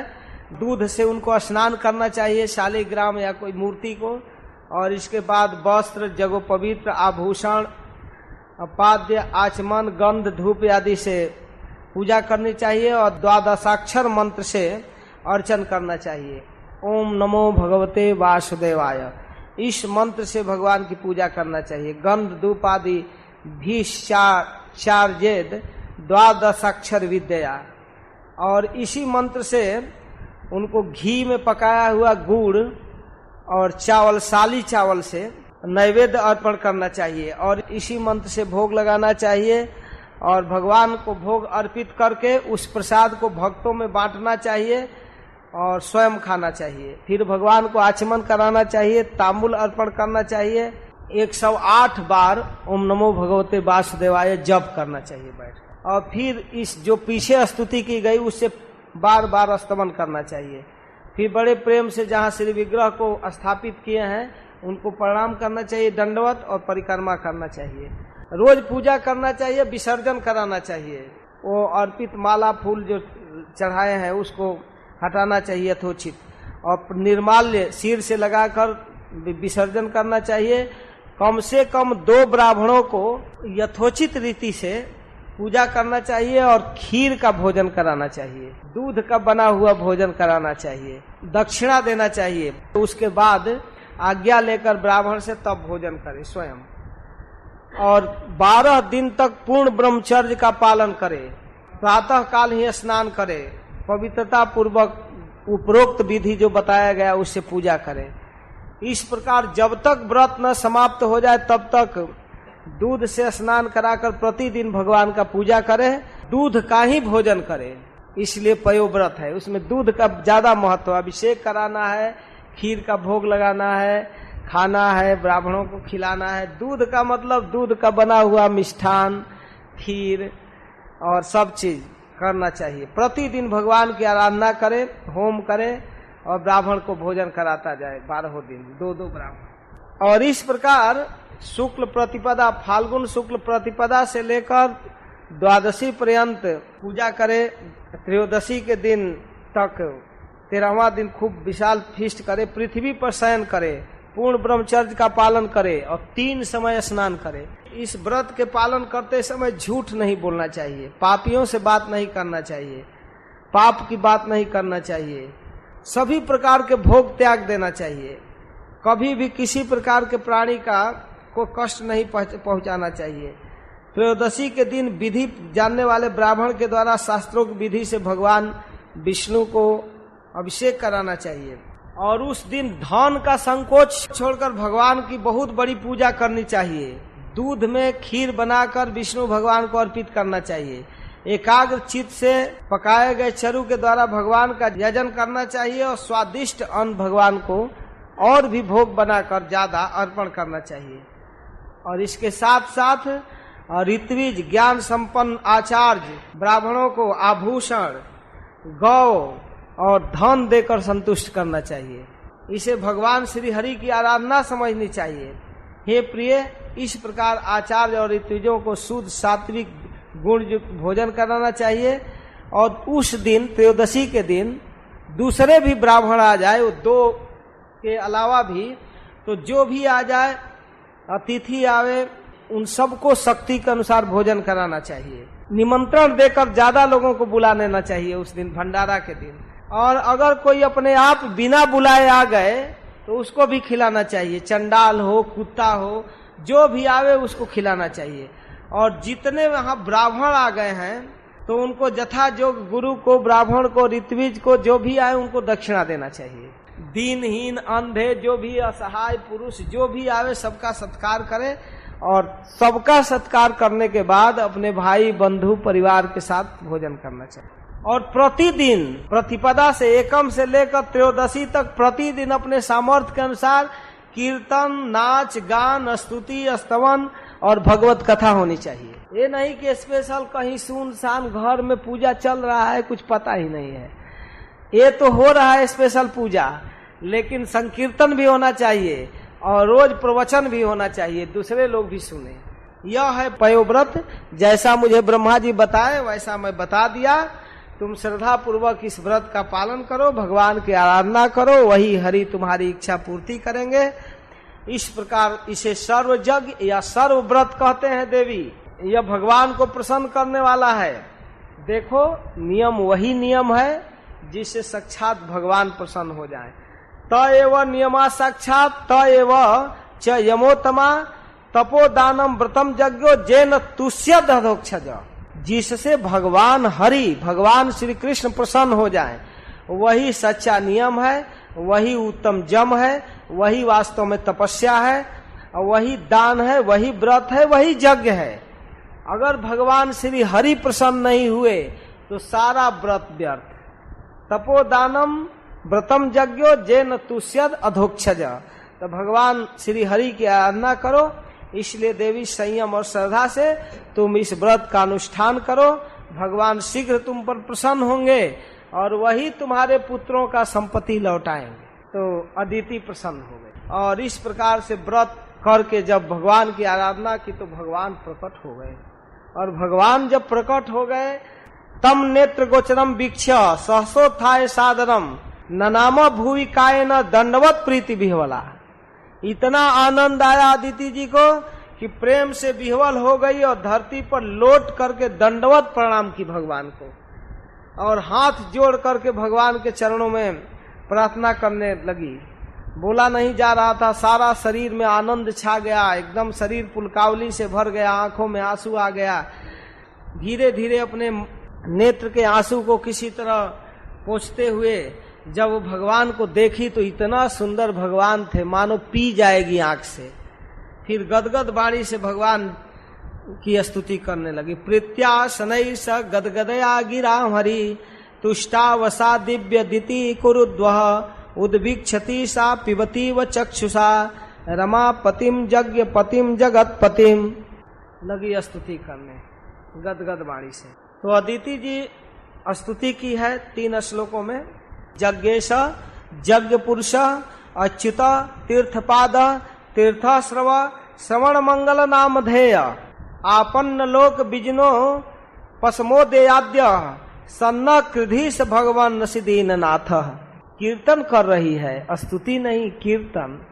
जब भगवान के कई नामों को एक साथ जोड़कर बोला जाता है उसको कीर्तन कहते हैं। हरे कृष्णा कृष्ण कृष्ण हरे हरे, हरे राम राम राम हरे हरे। हरि कृष्ण राम नाम का जब रिपीटेशन होता है यही कीर्तन है। तो इस प्रकार भगवान के नाम को हे यज्ञेश, हे यज्ञ के स्वामी, हे यज्ञ स्वरूप, हे अच्युत, हे भवसागर से पार करने वाले, आपका जस कीर्तन श्रवण संसार को तारने वाला है। श्रवण मंगल नामधेय। तो इस प्रकार कीर्तन कर रही हैं। यानी हे नाथ, आप सारी विपत्तियों को नाश करने वाले हैं। हे दीनों के स्वामी, आप हमारा कल्याण कीजिए। हे प्रभु, हे अनंत, आप प्रसन्न हो जाइए। इस तरह से भगवान के चरणों में अदिति जी नमस्कार करती हैं। जब भगवान सुन लिए इनकी स्तुति और भगवान प्रसन्न हो गए, तब भगवान कहने लगे अदिति जी से कि हे देवताओं की जननी, मैं जानता हूँ देव माता भवत्या में विज्ञातम चिर कांक्षितम यत सपत्नै हृत श्रीणाम च्यावितानाम स्वधामत। मैं जानता हूँ तुम्हारे मन में क्या है। दैत्यों ने तुम्हारे पुत्रों का राज छीन लिया, तुमको खदेड़ दिया, और तुम चाहती हो कि हम फिर से राज लक्ष्मी प्राप्त करें। हमारी उपासना की हो हे देवी, हमारी उपासना कभी व्यर्थ नहीं जाता। लेकिन इस समय की स्थिति यह है कि असुरों पर विजय प्राप्त नहीं किया जा सकता। ब्राह्मणों की कृपा है उन पर, इस समय ब्राह्मण उनके अनुकूल हैं, इसलिए हे देवी उनको जीतना बड़ा मुश्किल है। प्रायो धुनाते सुरजूथ नाता अपारणीया इति देव में मति यत्ते अनुकूले स्वर विप्रगुप्ता न विक्रमस्तत सुखम ददाति। इस समय ब्राह्मण लोग प्रसन्न हैं, इसलिए उनसे युद्ध लड़ाई भी नहीं किया जा सकता। फिर भी हे देवी, मैं कोई न कोई उपाय सोच रहा हूँ। संतोषितस्य व्रतचर्याते ममार्चनम नार्हति गंतुम अन्यथा श्रद्धानुरूपम फल हेतुकत्वात्। फिर भी तुम्हारे व्रत के अनुष्ठान से प्रसन्न हूँ। ममार्चनम नार्हति गंतुम अन्यथा, मेरी अर्चन व्यर्थ नहीं होती। श्रद्धानुरूपम फल हेतुकत्वात्, जैसा व्रत किया गया है, जैसी श्रद्धा है वैसा फल मिलेगा। कश्यप जी की आराधना करो और मैं उनके बीज से तुम्हारे गर्भ में प्रवेश करूंगा, बीज के द्वारा, और तुम्हारे संतान की रक्षा करूंगा, तुम्हारा पुत्र बनकर। माता जी, क्यों किसी के पूछने पर यह बताना मत। देवताओं का रहस्य जितना गुप्त रहता है उतना ही सफल हो जाता है। नैतत् परस्या आखेयम पृष्ठ्यापि कथंचन सर्वम संपद्यते देवी देव गुह्यम सुसंवृतम। हे देवी, यह जो बात है ना, जो उपाय बताया हूँ कि मैं तुम्हारा पुत्र बनूंगा, किसी को मत बताना। सर्वम संपद्यते देवी, किसी के पूछने पर भी मत बताना। देव गुह्यम सुसंवृतम, देवताओं का काम छिपाने से बनता है। इस तरह से भगवान कहकर जब चले गए तो समय पर कश्यप जी के अमोघ वीर्य से भगवान गर्भ में आ गए। तो जब भगवान गर्भ में आ गए तो सर्व ज्ञाता ब्रह्मा जी जान गए, इसलिए भगवान ब्रह्मा आकर उनके गर्भ की स्तुति किए। देवता लोग गर्भ की स्तुति करते हैं, अनेक रूपों में भगवान को प्रणाम किए। जय उरुगाय भगवान उरुक्रम नमस्तुते, नमो ब्रह्मण देवाय त्रिगुणाय नमो नमः, नमस्ते कृष्ण गर्भाय वेद गर्भाय वेद से त्रिनाभाय त्रिपिष्टाय शिपिपिष्टाय विष्णवे। ब्रह्मा जी सब कुछ कहे और प्रणाम किए। हे देवाधिदेव, जब पृथ्वी पाप से बोझिल हो जाती है तो आप ही आते हैं, आप ही सहारा करते हैं, आप ही एकमात्र आश्रय हैं। ब्रह्मा जी गर्भ स्तुति किए। इसके बाद अदिति के गर्भ से जब भगवान प्रकट हुए तो वही चतुर्भुज रूप शंख चक्र गदा सब लोग देख करके वहां पर कश्यप आदि ऋषिगण सभी प्रसन्न हो गए, चारों तरफ खुशी छा गई। तो उस रूप को देख करके वहां जितने लोग थे प्रसन्न हो गए। और भगवान किस समय जन्म लेते हैं तो कहते हैं भाद्रपद मास के शुक्ल पक्ष के श्रवण नक्षत्र वाली द्वादशी को। इसको विजया द्वादशी या वामन द्वादशी कहते हैं। उस समय देवता लोग अपना शंख ढोल मृदंग डफ नगाड़े बजाने लगे, पुष्पों की वर्षा होने लगी, चारों तरफ खुशी छा गया, जय हो सब लोग स्तुति करने लगे। और इस प्रकार भगवान सबके सामने वो चतुर्भुज रूप छोड़कर तुरंत तत्काल एक वामन का रूप धारण किए, ब्रह्मचारी रूप में बन गए। जैसे नट अपना रूप बदल लेता है, वेश बदल लेता है, वैसे भगवान रूप बदल लिए। ब्रह्मचारी रूप में जब भगवान प्रकट हुए तो ऋषि लोग बड़ा गदगद हुए और उनका जाप कर्म संस्कार कराया। इसके बाद उपनयन संस्कार कराए। फिर गायत्री के अधिष्ठात्री देवता स्वयं सविता ने उन्हें गायत्री का उपदेश किया। सभी देवता वहां जुटे हैं, भेंट दे रहे हैं। देव गुरु बृहस्पति उनको जनेऊ पहनाए, जगो पवित्र। कश्यप जी मेखला दिए, पृथ्वी ने कृष्ण मृग चर्म दिया, वन के स्वामी चंद्रमा ने वन विभाग से एक बेंत दिया छड़ी, और माता अदिति ने कौपिन दी। आकाश के अभिमानी देवता ने उनको छत्र दिया कि वर्षा से धूप से रक्षा हो। ब्रह्मा जी ने कमंडल दिया, सप्तर्षियों ने कुश दिया, सरस्वती ने रुद्राक्ष की माला दी। वामन भगवान का जब सब तरह से एकदम ड्रेसिंग हो गया भिखमंगे का, तब कुबेर जी ने भिक्षा पात्र दिया और सबसे पहले भगवती उमा ने उनको भिक्षा दिया। तब भगवान पूछे कि मैं सुना हूँ बलि कहीं जग कर रहा है, अश्वमेध यज्ञ। महात्मा लोग ऋषि लोग बतलाए, हाँ भृगु कक्ष में और नर्मदा नदी के तट पर यज्ञ कर रहा है। अच्छा, तो मैं जाना चाहता हूँ उस यज्ञ में। कोई नहीं समझ रहा है कि क्यों जाना चाहते हैं। ठीक है, चल दिए। और जब यज्ञ में छतरी लिए, कमंडल लिए, रुद्राक्ष की माला पहने हुए एकदम पहुंचे यज्ञ मंडप में, तो उनके रूप को देखकर एकदम भृगुवंशी ब्राह्मण तो सकपका गए, निष्प्रभ हो गए। सभी लोग खड़ा होकर अभिवादन किए। छोटा छोटा अंग बड़ा मनोहर लग रहा था। भगवान वामन देव को ऊंचा आसन दिया गया और बलि महाराज बड़ा खुश हुए, भक्ति भाव से भर गए और जल लेकर के ब्राह्मण देव का चरण पखारने लगे। सुखदेव गोस्वामी कहते हैं भगवान का चरण धोवन परम मंगलमय है। उस चरण को धोए, पूजा किए, जो जीवों के पाप को मिटाने वाला है। जिनके चरण धोवन को भगवान शिव बड़ा आदर से अपने सिर पर धारण करते हैं, आज वही चरण बलि धो रहे हैं। और धो करके धर्म के मर्मज्ञ बलि ने उस जल को पिया और अपने मस्तक पर चढ़ाया। इस प्रकार बलि महाराज कहने लगे चरण पखार कर, अहो आज हम धन्य है। स्वागतम ते नमस्तुभ्यम ब्रह्मन किम करवामिते ब्रह्मर्षिणाम तप साक्षात मन्ने तो आर्य बपुर धर्म। हे ब्राह्मण कुमार, आप भले पधारे, मैं आपको नमस्कार करता हूँ, आज्ञा दीजिए क्या सेवा करूँ। ऐसा जान पड़ता है कि समस्त ऋषियों की जो तपस्या है वही मूर्तिमान होकर मेरे यज्ञ में उपस्थित हो गया है। आज हमारा कुल पवित्र हो गया, आज हमारा यज्ञ सफल हो गया, क्योंकि आप हमारे यहाँ पधारे। तो आज ब्राह्मणों के द्वारा किया गया हवन सफल हो गया और आपके चरण पखारने से आज हम पवित्र हो गए। आहुति डालने से जो फल मिलना चाहिए वास्तव में मिल गया, आप आ गए। वो जान नहीं रहे हैं बलि महाराज के भगवान हैं, फिर भी हे ब्राह्मण कुमार ऐसा जान पड़ता है कि आप कुछ लेना चाहते हैं। तो हे पूज्य ब्रह्मचारी जी, आपको क्या चाहिए? जो चाहिए वो मांग लीजिए। गाय चाहिए, पृथ्वी चाहिए, घर चाहिए, कुटिया चाहिए, या आप ब्रह्मचारी हैं विवाह करना चाहते हैं, आपके विवाह के योग्य कोई स्त्री चाहिए। तो कह रहे हैं अगर आप विवाह करना चाहते हैं तो ब्राह्मण की कन्या चाहिए। हाथी घोड़ा गांव क्या चाहिए बोलिए, मांग लीजिए मुझसे। भगवान सुने और सुन करके बड़ी प्रसन्नता के साथ कहने लगे, वाह वचस तवै तत् जनदेव सुनृतम। हे जनदेव, हे राजन, आप जो बात बोल रहे हैं वो कुलोचितम धर्मजुतम जसस्करम, आपके कुल के अनुरूप है, धर्म के अनुरूप है, जस को बढ़ाने वाला है।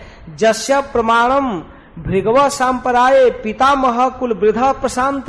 अरे आप क्यों नहीं ऐसी बात करेंगे जिनके गुरु भृगुवंशी ब्राह्मण है और इस कुल में आपके पितामह कुल वृद्ध प्रशांत प्रहलाद महाराज, परलोक हितकारी धर्म के संबंध में आप भृगु पुत्र शुक्राचार्य जी को प्रमाण मानते हैं, वो आपके गुरु हैं, और आप अपने कुल वृद्ध पितामह परम शांत प्रहलाद जी की आज्ञा को मानते हैं। आप शांत हैं। आपके वंश में कोई ऐसा नहीं हुआ, न ये तत् अस्मिन कुले कश्चिन निसत्व कृपण पुमान प्रत्याख्याता प्रतिश्रुत्य यो बदाता द्विजात है। आपके खानदान में कोई ऐसा व्यक्ति नहीं हुआ है जो धैर्यहीन हो और कृपण हो। वास्तव में कभी ऐसा आपके परिवार में नहीं हुआ है। ऐसा भी कोई नहीं हुआ जो ब्राह्मण को दान न दे और एक बार कह दे तो फिर मुकर जाए, ऐसा नहीं। आपके खानदान में कोई ऐसा हुआ ही नहीं। याचक की याचना सुन ले और युद्ध का ललकार सुन ले, दो मौके को तो आपके परिवार में कोई ऐसा नहीं हुआ जो शत्रु के ललकार को और ब्राह्मण के मांग को ठुकरा दे। कहते हैं आपके इस निर्मल जस में प्रहलाद तो चंद्रमा की तरह शोभा पा रहे हैं। जतो जातो हिरण्याक्ष चरण ने का इमाम महिम प्रतिवीरम दिग्विजय ना विंदन गदा जुधा। आपके कुल में हिरणाक्ष नामक वीर हुआ, गदा लेकर वह चलता था, तो क्या इस भूमंडल में पूरे तीनों लोक में उसके जोड़ का कहीं वीर हुआ? कोई नहीं हुआ, कोई नहीं ठहरा उसके सामने तीनों लोक में। विष्णु उनको युद्ध किए और युद्ध में उसको हरा दिए हैं, लेकिन जानते हैं आज तक भी विष्णु जीते हुए अपने को नहीं मानते हैं। हिरणाक्ष के गदा का चोट आज तक उनको याद है और उसका स्मरण करते हैं, अपने को विजयी नहीं समझते हैं, जीत कर भी हार मानते हैं।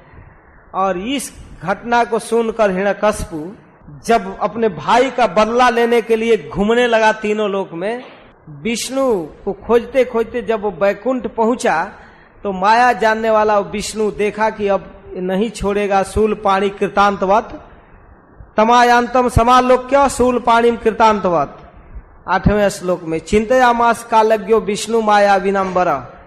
तो क्या किए कि जान गए विष्णु कि ये अब नहीं मानेगा, तो सूक्ष्म रूप धारण करके उस बहिर्मुख हिरण्यकशिपु के हृदय में घुस गए और चारों तरफ खोजने लगा। समुद्र में, पहाड़ पर, नदी में, स्वर्ग में, चारों तरफ कहीं विष्णु दिख ही नहीं रहा है। तो घोषणा कर दिया विष्णु नहीं है, धस गया, कहीं मर गया, अब केवल मैं ही भगवान हूं। तो इस तरह से आपके खानदान में वीर हुए हैं और उन वीरों की गाथा भरी हुई है। जब तक पृथ्वी रहेगी आपके परिवार के वीरों का गुण गाया जाएगा। आपके पिता प्रहलाद नंदन विरोचन बड़े ब्राह्मण भक्त थे, यहाँ तक कि शत्रु देवता लोग ब्राह्मण का वेश बनाकर आ गए। कहे कि आपको क्या चाहिए ब्राह्मणों, बोलो। तो कहे हम आपके आयु की भिक्षा मांगते हैं, आप अपना उम्र दे दीजिए। विरोचन ने उस ब्राह्मणों के कहने पर अपना जीवन दे दिया। आप मुंह मांगा वस्तु देने में समर्थ हैं, हम जानते हैं कि आप दे देंगे, लेकिन मैं क्या चाहता हूं जानते हैं? अपने डेग से 3 डेग भूमि। क्योंकि विद्वान पुरुष को उतना ही वस्तु लेना चाहिए जितना से काम हो जाए। जरूरत से ज्यादा लेने पर पाप लग जाता है, इसलिए हमको 3 डेग की जरूरत है, बस दे दीजिए। तो राजा बलि कहते हैं, अहो ब्राह्मण दायाद वाचस्ते वृद्ध सम्मता तम बालो बालिशमती स्वार्थम प्रत्यबुधो जथा। ओहो, वास्तव में तुम ब्राह्मण के पुत्र हो, बोलने में तो बूढ़ों जैसा बोल रहे हो। वाचस्ते वृद्ध सम्मता, बोली तो तुम्हारी वृद्धों जैसे है, लेकिन तुम बालो, वास्तव में बच्चा हो, अनुभव नहीं है। बालिशमती, मति भी अभी नादान है, कमजोर है, कच्चा है। स्वार्थम प्रत्यबुधो जथा, अपने स्वार्थ का ज्ञान ही नहीं है। क्या करोगे 3 डेग भूमि लेकर? अब देखिए बलि महाराज से गलती क्या हो रहा है और इस गलती के कारण बांधे जाएंगे। कह रहे हैं, माम बचो भी समाराध्य लोका नाम एकमीश्वरम पदत्रयम विनीते जो बुद्धिमान दीपदासुसम न पुमान माम उपव्रजय भूयो याचितुमर्हति तस्मात् वृत्ति करीम भूमि बटो कामम प्रतीक्ष में। जो मुझको अपनी वाणी से प्रसन्न कर लिया, जिस पर मैं खुश हो गया, और मैं अपना परिचय देते हैं लोका नाम एक ईश्वरम, तीनों लोकों का एकमात्र ईश्वर मैं, जिस पर प्रसन्न हो गया उसको क्या नहीं दे सकता हूं। और ऐसे महान ईश्वर के सामने 3 डेग की भूमि मांगना बुद्धिमानी है। अरे ब्रह्मचारी जी, न पुमान माम उपव्रजे भूयो याचितुमर्हति, जो एक बार भूल भटक कर भिखमंगा मेरे दरवाजे पर आ जाता है, उसकी जीवन भर की भिखमंगी समाप्त कर देता हूँ। एक बार मेरे दरवाजे पर आ गया और फिर दूसरे दरवाजा पर चला जाए तो मेरी बेइज्जती हो जाएगी। तस्मात् वृत्ति करीम भूमि बटो काम प्रतीक्ष में, अतः अपनी जीविका चलाने भर जितना जमीन चाहिए उतना ले लो। हाँ, आप तो ठीक कह रहे हैं, लेकिन इन सब विषयों से मनुष्यों की कामनाएं पूर्ण नहीं होती है। यदि वह अपने इंद्रियों को वश में नहीं किया, संतोषी नहीं है, तो कुछ भी देने से वो सुखी नहीं होगा। इंद्रियों पर कंट्रोल नहीं है, लोभ पर कंट्रोल नहीं है, तो कितना हूं दे दीजिए, उसे संतोष नहीं होगा। अगर संतोष है तो 3 डेग से ही संतुष्ट हो जाएगा। आप दे सकते हैं, हम जानते हैं आप कुछ भी दे सकते हैं, लेकिन एक बात जान जाइए कि ब्राह्मण अगर लोभ करता है, संतोष नहीं करता, तो ब्राह्मण का वो ब्रह्म तेज वैसे शांत हो जाता है जैसे आग में पानी डालने से आग शांत हो जाती है। संतोष हमारा भूषण है। अगर संतोष न करें तो हमारा तेज नष्ट हो जाएगा।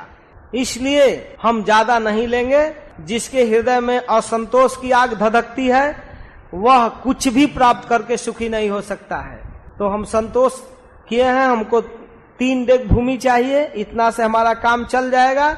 इससे ज्यादा धन हम संग्रह नहीं करना चाहते। धन उतना ही रखना चाहिए जितना से काम चल सके। अब दे सकते हैं, हम जानते हैं दे सकते हैं ज्यादा, लेकिन हमको तो चाहिए 3 डेग। लो, जल उठाए और उनकी संकल्प बोलने के लिए तैयार हो गए। जलपात्र से जल लिए। तब तक शुक्राचार्य जी, इस वैरोचने साक्षात भगवान विष्णु अव्यय, तुम अपने बाप की तरह ब्राह्मणों के फेरे में पड़ गया। जैसा तुम्हारा बाप वैसा तुम ही निकला। जानते हो कौन है? तुम्हारे बाप के सामने तो देवता लोग ब्राह्मण का रूप धारण करके आए थे, और तुम्हारे पास साक्षात भगवान विष्णु अव्यय, ये साक्षात भगवान विष्णु हैं। कश्यपादिते जातो देवा नाम कार्य साधक, कश्यप और अदिति के यहाँ पुत्र बनकर देवताओं का काम साधने के लिए भिखमंगा का मेकअप करके आया है। विष्णु है, समझ नहीं रहा है? ये विष्णु है और तू 3 डेग दे देगा? ये विष्णु है, तू नहीं दे पाएगा। 1 डेग में ऊपर के लोग, दूसरे डेग में नीचे के लोग, 2 डेग में सारे भूमंडल को नाप लेंगे, सारे ब्रह्मांड को। तीसरा डेग के लिए बेटा तुम्हारे पास जमीन नहीं रहेगा, नहीं दे पाएगा। और इसके रिजल्ट में जानते हो क्या होगा? तुम झूठा सिद्ध हो जाओगे।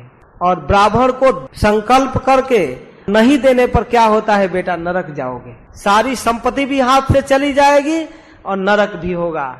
उस दान की प्रशंसा है जिसमें अपनी संपत्ति बची रहती है। धन को 5 भाग में बांट कर रखना चाहिए। धर्माय, जससे, अर्थाय, कामाय, स्वजनाय च, पंचधा विभजन बीतम इहा मूत्र च मोदते। 20% धन धर्म के लिए रखना चाहिए। कोई साधु महात्मा कोई आ गया तो दान करना चाहिए। जस से, जस के लिए मतलब घर में सब घर मकान बनाकर रखना चाहिए। अतिथि सेवा के लिए कोई आ गया तो उसका स्वागत हो सके, अपने जस प्रतिष्ठा के लिए। और अर्थाय, कुछ पूंजी रखना चाहिए धन कमाने के लिए। खेती है तो खेती के लिए, खाद के लिए, बीज पानी के लिए, या बिजनेस करना है तो उस पूंजी को रखना चाहिए और कमाने के लिए। कामाय, खाने पीने के लिए, अपने लिए भोजन, कपड़ा, दवा। और इसके बाद स्वजनाय, स्वजन के लिए, स्त्री के लिए, बच्चे के लिए। तो इस तरह धर्म के लिए, जस के लिए, कमाने के लिए, और भोजन के लिए और स्वजन के लिए 5 भाग में धन को जो बांट कर रहता है वो सुखी रहता है। इसलिए तुम्हारी प्रतिज्ञा टूट जाएगी। जब तक आदमी संकल्प नहीं किया है तब तक कोई बात नहीं है। अभी तुम तो देने की बात नहीं कहे हो, तो जब तक नहीं संकल्प करते हो तो धन बचा रहता है। और संकल्प जो ही कर दिया कि दूंगा त्यों ही चला गया। अगर नहीं दे रहे हो तो दोष होगा, इसलिए अभी कुछ नहीं बिगड़ा है, नकार दो, धन बच जाएगा। अगर तुम देने की बात कहोगे तो चला जाएगा। सत्यम पुष्प फलम विद्याद आत्म वृक्ष से गीयते वृक्षे जीवती तन्ना स्याद अनित्रम मूलमात्मना। यह शरीर एक वृक्ष है और सत्य इसका फल फूल है, परंतु यदि वृक्ष ही नहीं रहे तो इसमें फल कैसे लगेगा? क्योंकि अगर नकार दो, नकार जाना, अपनी वस्तु को दूसरों को न देना, दूसरे शब्दों में संग्रह करना, यही शरीर के वृक्ष का मूल है। बचाए रखना कि शरीर रहेगा तभी ना दान दोगे। जड़ न रहने पर वृक्ष सूख कर थोड़े ही समय में गिर जाएगा। यदि धन देने से अस्वीकार न किया जाए तो जीवन सूख जाएगा। ये ऋग्वेद का सिद्धांत है। तो कहा कि आप क्या कहते हैं? मैं तो कह दिया दूंगा। अरे अभी कहाँ कहा है? अभी तो कुछ नहीं कहा है, संकल्प लेने जा रहा है। और यदि कह भी दिया है तो क्या हो गया? कह भी दिया तो कह दो नहीं दूंगा। देखो 6 जगह पर झूठ निंदनीय नहीं है। स्त्रीसु नर्म विवाहे च वृत्त्यर्थे प्राण संकटे गो ब्राह्मणार्थे हिंसायाम नान्यतम स्यात् जुगुप्सितम। अपने स्त्री से वो तो रोज रोज डिमांड करती रहती है, लाइए वो लाइए, हाँ दूंगा, कह देना और नहीं भी दोगे तो चलेगा। ये झूठ नहीं माना जाता है। स्त्री से और नर्म मजाक में, बेटे बेटी के विवाह में। अब वृत्त्यर्थ है ना, वृत्ति चलाने के लिए, बिजनेस व्यापार में, दुकानदारी में झूठ चलता है। प्रभुपाद कहते हैं कि जितना दाल में नमक, ज्यादा डाल दोगे तो गड़बड़ हो जाएगा, कम डालोगे तो फीका हो जाएगा, इसलिए थोड़ा झूठ चलता है व्यापार में। प्राण संकट है, जीवन संकट में पड़ गया तो जीवन बचाने के लिए झूठ बोलना निंद करना ही है। गाय और ब्राह्मण की रक्षा में, गाय की रक्षा, गाय को कोई काटना चाहता है, खोज रहा है, कह दिए कि मैं नहीं जानता है किधर गई है, कुछ झूठ बोल दिए तो नान्यतम स्यात् जुगुप्सितम। ये झूठ निंदनीय नहीं है। इसलिए बलि अभी कुछ नहीं बिगड़ा है, चलो नकार दो। तो इस प्रकार शुक्राचार्य अपनी नीति समझा रहे हैं। अब आप कल सुनेंगे कि बलि महाराज क्या कह रहे हैं। एक गुरु महाराज की शिक्षा को स्वीकार नहीं किए, जान गए कि भगवान है तो और उत्साह में हो गए, दूंगा दूंगा भले नरक जाऊंगा लेकिन दूंगा। तो इस प्रकार भगवान को देने की बात आने पर कैसे उदारता व्यक्त करते हैं बलि महाराज, इस प्रसंग को कल सुनेंगे। हरे कृष्णा, जय श्रील प्रभुपाद।